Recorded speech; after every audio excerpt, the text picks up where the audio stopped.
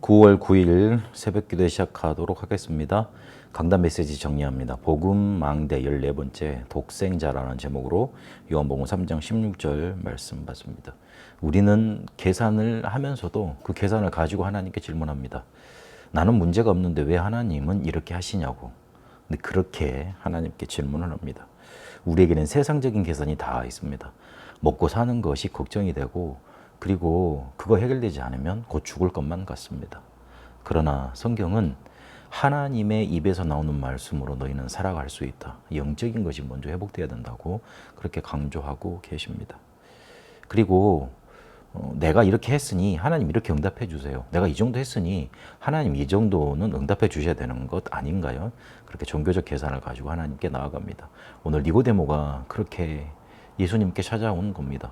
구원의 확신 전혀 없는데 자기는 잘 산 것 같으니까 어느 정도 인정받을 만 하겠지 이런 계산을 가지고 찾아갔는지도 모릅니다. 근데 예수님은 간파하시죠.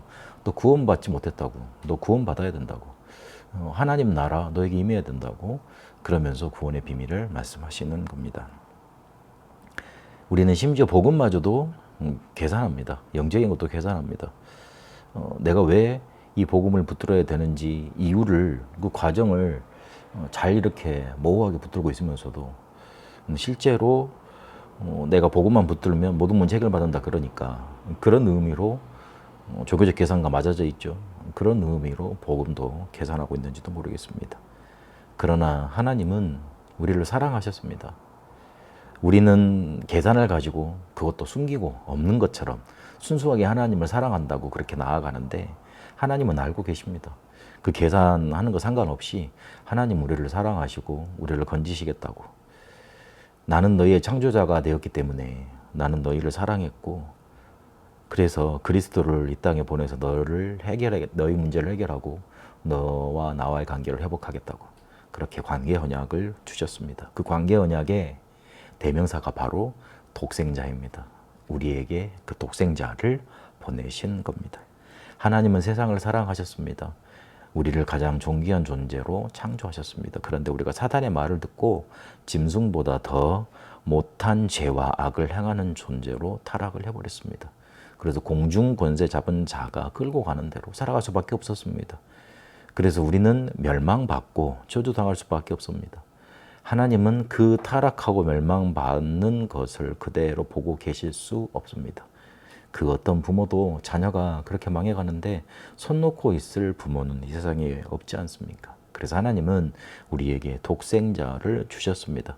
인간이 구원받는 길은 하나님이 우리에게 구원자로 오시는 길밖에 없습니다. 성경의 핵심은 그래서 그리스도가 오셔서 우리의 모든 문제 해결할 것이다.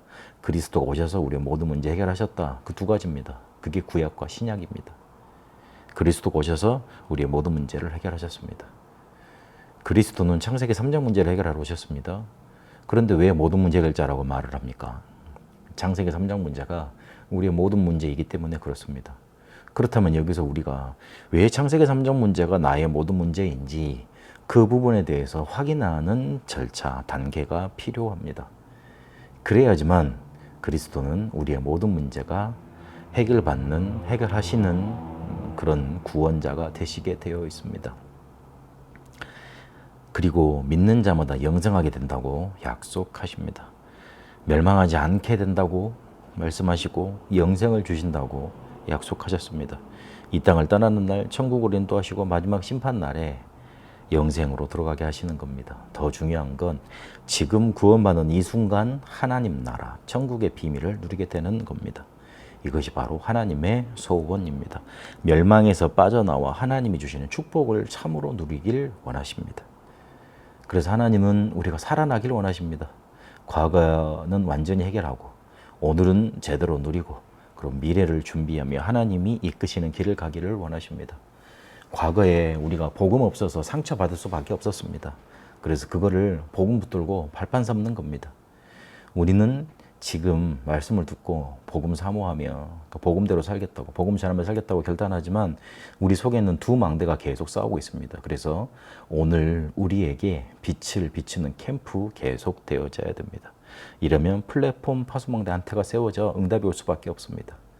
그리고 우리는 하나님이 원하시는 것에 기준 맞춤의 미래를 준비하는 겁니다. 하나님이 원하시는 것 잘 모를 수 있기 때문에 왜라는 질문을 계속 해야 됩니다. 그러면 절대 불가능이 보이고 하나님만이 하실 수 있는 절대 가능이 보이고 우리에게 주신 망대 여정, 이정표대로 갈 수 있습니다. 우리는 계산을 버릴 수 없는 인생입니다. 하나님은 그것 아시고 우리를 사랑하시고 우리의 관계 회복할, 우리와의 관계 회복할 관계 언약을 주셨습니다. 그 대명사가 바로 독생자입니다. 그 축복으로 살아나는 응답이 이번 한 주간 넘쳐나게 되시길 바랍니다. 살아계신 하나님 감사합니다. 우리에게 복음 망대 주셨고 독생자를 보내주셨습니다. 하나님이 우리를 사랑하셔서 우리와 파괴된 관계를 회복하시려고 주신 이 언약 이번 한 주간 충만하게 누리게 하옵소서. 그래서 과거는 발판되고 오늘은 제대로 누리며 미래를 준비하는 응답의 여정 가게 하옵소서. 살아계신 우리 주 예수 그리스도로 기도합니다. 아멘. 개인 기도로 인도받도록 하겠습니다.